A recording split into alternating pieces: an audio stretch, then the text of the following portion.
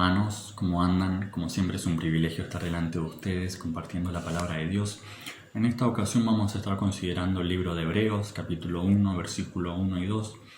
Este mensaje va a ser bien cortito y al pie, pero nada, esta carta me encanta porque si bien toda la Biblia habla de la persona de Jesucristo, esta carta hace hincapié constantemente en la persona y en la obra de Jesucristo. Desde el capítulo 1 hasta el capítulo final podemos ver que el autor exalta y resalta la persona y la obra de Jesucristo.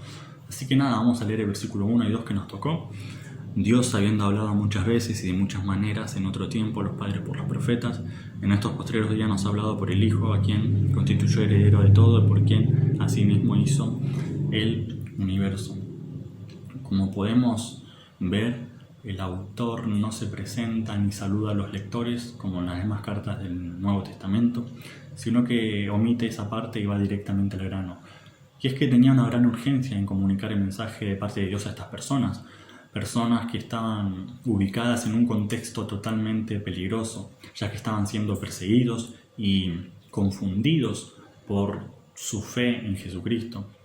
Estaban siendo perseguidos porque en aquel tiempo estaba a flor de piel perseguir y matar cristianos que confiesen a Jesús como su Salvador, y confundido por parte de los judíos, ya que se encontraban en un contexto totalmente de cultura judía, en donde ellos querían que abandonen su fe en Jesús y que hagan su vida religiosa, sus ceremonias, sus rituales. Y su fe en ese momento estaba siendo totalmente bombardeada por todos lados, ¿no? Y pienso un poco también en nuestra fe en la actualidad, que la verdadera fe que se practica y se profesa también es la que se persigue. El enemigo persigue la verdadera fe. ¿Y a quién de nosotros no nos pasó que estando en un círculo laboral, en un círculo estudiantil, de amigos o incluso de la familia, muchas veces nuestra fe ha sido criticada, juzgada, maltratada, ignorada? Y también el Señor mismo dijo que nuestra fe, que todo aquel que tenga fe en Él, que todo aquel que lo siga a Él iba a tener problemas por esa fe. En muchas ocasiones cuando repartíamos folletos, repartíamos comida en el nombre de Jesús, muchas personas incluso se molestaban y no le agradaba eso porque veníamos en el nombre de Jesús. Pero bueno, esto es algo que el enemigo no le agrada. Se me viene a la mente rápidamente Pedro cuando llevaron al Señor Jesús para juzgarlo y maltratarlo, y Pedro lo siguió y se estaba calentando las manos de lejos y estaba viendo la situación. Una persona se le acerca y le dice: vos no sos una persona común, vos sos una persona que es un discípulo de Jesús, actuás como Jesús, te dirigís como Jesús. Y en ese momento todos sabemos cómo Pedro actuó, que rápidamente lo negó 3 veces y se fue huyendo. Y bueno, y estas personas estaban siendo incitadas a abandonar su fe y a huir. Y nosotros también, de parte del enemigo, vamos a recibir incitación a abandonar nuestra fe y a huir. Y Hebreos también habla mucho de eso, mucho de la fe, aviva mucho la fe. Pero en ese contexto se encontraban y el autor dice: Dios, habiendo hablado muchas veces y de muchas maneras en otro tiempo a los padres por los profetas, en estos postreros días nos ha hablado por el Hijo. Bueno, como bien sabemos, Dios fue el primero en romper el hielo y entablar una conversación, un diálogo con el ser humano. Desde el huerto del Edén para acá podemos ver a Dios comunicándose, dando el primer paso para hablar con la humanidad, con su pueblo. De muchas formas y de muchas maneras Dios se manifestó e intentó comunicar su verdad, su mensaje, ¿no? Eso es algo muy real, y eso lo hacía a través de los profetas. Los profetas eran alguien que recibían revelación directa de parte de Dios a través de diferentes situaciones o a través de sueños. Pero lo que nos está diciendo ahora el autor es que Dios ya no se comunica más a través de los profetas. En estos días y actualmente se comunicó a través de su Hijo, y Él es su última revelación y la promesa que iba a venir de la que hablaban aquellos profetas. Y yo creo que lo enfatiza y lo dice especialmente en ese contexto judío, porque los judíos no creían que Jesucristo venía de parte de Dios, hablaba de parte de Dios, hacía sus milagros de parte de Dios, y eso se lo dice especialmente por eso. A estas personas nuevas en la fe, Dios nos habla, Dios demuestra su amor, su gracia a través de Jesucristo. Ya no hay ningún otro tipo de profeta, Él es el cumplimiento ya. Y eso, como podemos ver en los 4 evangelios, que siempre los judíos estaban atacando a Jesús, molestándolo, chicaneándolo, provocándolo, porque decían: vos no sos el Hijo de Dios, vos no venís de parte de Dios, los milagros que vos haces son de parte del diablo. Ese tipo de blasfemia, siempre ese tipo de discusiones generaban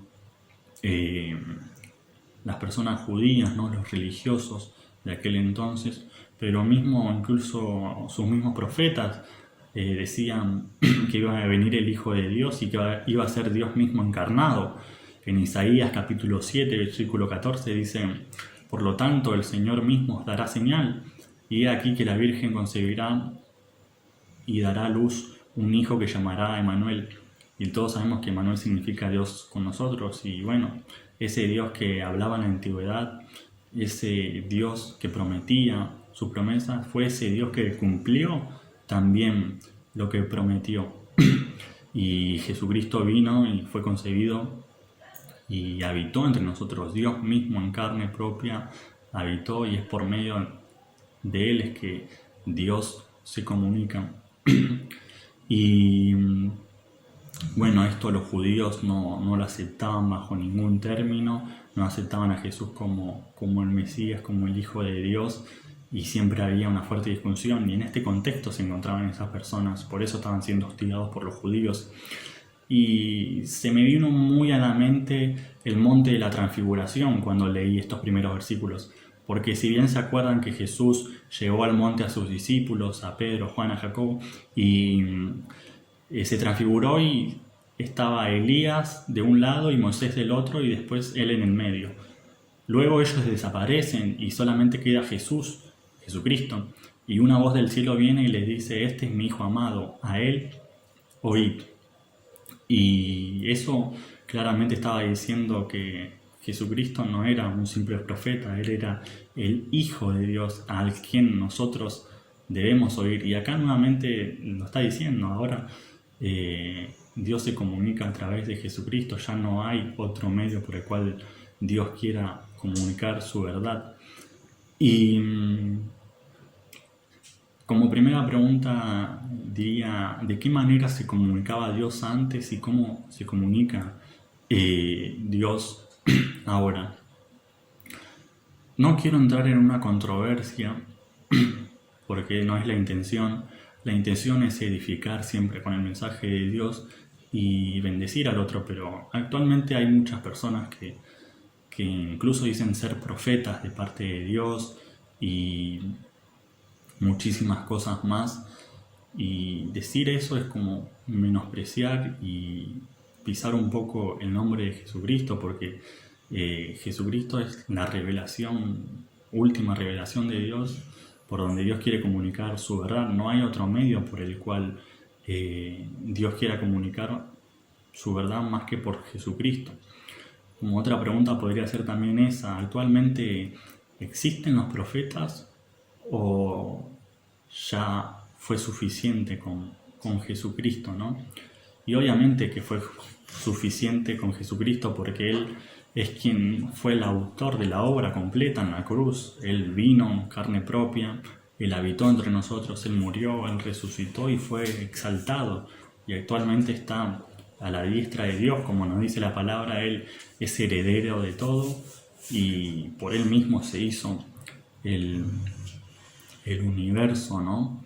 Pero bueno, muchas personas se dan ese crédito de llamarse profetas y ese tipo de cosas, pero no, actualmente ya no existen los profetas.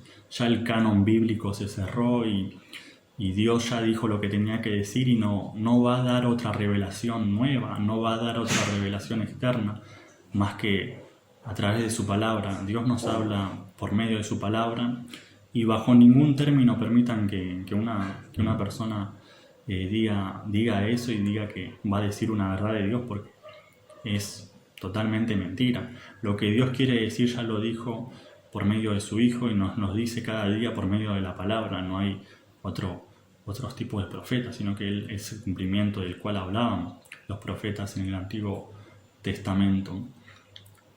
Para ir como culminando, ¿no?, ya las preguntas de qué manera hablaba Dios antes, de qué manera Dios nos habló ahora.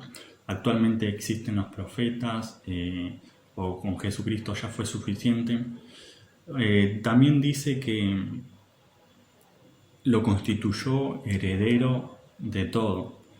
Y rápidamente se me viene a la mente ese versículo que dice Jesús que el que quiera ser exaltado debe ser humillado. Y todos bien sabemos la humillación y la vergüenza que el mismísimo Hijo de Dios en carne propia tuvo que padecer y tuvo que sufrir. Pero esa misma humillación que vino y para morir en la cruz, para ser desnudo en la cruz y que todas las personas nos vean, esa misma humillación lo llevó a la exaltación. Y es por eso que la carta de Hebreos me encanta muchísimo, porque siempre está exaltando y resaltando a Cristo como persona. Es una carta muy cristocéntrica. Y Cristo vino al mundo para humillarse, y luego que resucitó fue exaltado y fue sentado a la diestra de Dios, y heredó todo. Él es el heredero de todo. Y la palabra dice que nosotros también somos coherederos con Él. ¿Qué quiere decir eso? Que nada, Él tiene una herencia, y si nosotros creemos en Él, también somos participantes automáticamente de esa herencia que está en los cielos, ¿no? Esa herencia que no se puede marchitar ni deteriorar, está solamente preparada ya en el cielo para nosotros. Él es el heredero de todo y por quien asimismo se hizo el universo. Así que, bueno, hermanos, eso es lo que le quería comunicar. Jesucristo es muchísimo más superior a los profetas de los cuales habló en la Biblia. En una parte de la Biblia, en Gálatas capítulo 4, versículo 4, vamos a leerlo. Dice: pero cuando vino el cumplimiento del tiempo, Dios envió a su Hijo, nacido de mujer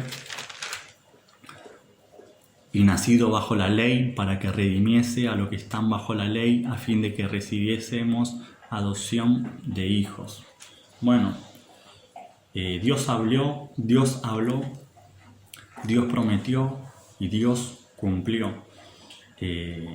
Jesucristo vino bajo la ley y cumplió lo que tenía preparado para hacer: morir, resucitar y ser exaltado a la diestra de Dios. Así que nada, hermanos, a modo de reflexión le dejo esas preguntitas, y que Dios los bendiga mucho.